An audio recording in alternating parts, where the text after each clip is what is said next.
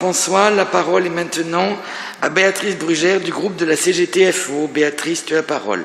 Merci. Monsieur le ministre, monsieur l'ambassadeur, monsieur le président, chers collègues, mesdames et messieurs les conseillers, chère Marie-Béatrice.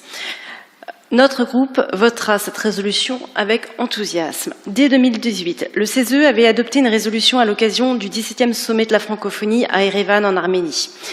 Il avait clairement plaidé pour doter la francophonie d'une feuille de route politique, une plus grande intégration de la société civile et l'inscription dans les objectifs du développement durable. Les milliers de morts dans la guerre du Haut-Karabakh de 2020 nous rappellent à quel point le combat pour la paix et le développement humain reste essentiel. Cette année, le sommet de la francophonie se tiendra à Djerba en Tunisie et le CESE s'exprimera à nouveau à travers cette résolution pour aller encore plus loin dans son souhait que la francophonie institutionnelle se concrétise davantage. Pour le CESE, l'espace francophone doit s'inscrire dans l'état de droit et la démocratie. Il rappelle l'importance des enjeux démocratiques pour la concrétisation des objectifs du développement durable de l'ONU. Le groupe FO ne peut que saluer une vision qui met en avant l'importance que le développement puisse bénéficier à l'ensemble des peuples et rejoint plusieurs des principes retenus dans cette résolution. La défense du multilatéralisme est pour nous essentielle afin d'assurer la stabilité des relations entre les peuples dans un esprit de paix, d'échange, d'égalité et de respect.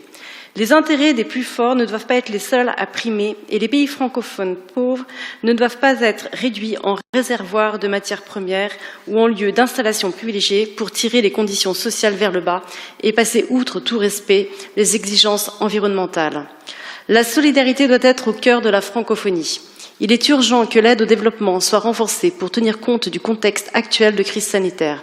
Cette aide ne doit toutefois pas être que financière, mais porter sur des questions économiques, de formation, d'emploi, pour permettre aux pays francophones de créer de la richesse, du travail, se développer et combattre la pauvreté qui touche une grande partie de leur population. Pour le groupe FO, les objectifs de développement et de progrès social sont primordiaux.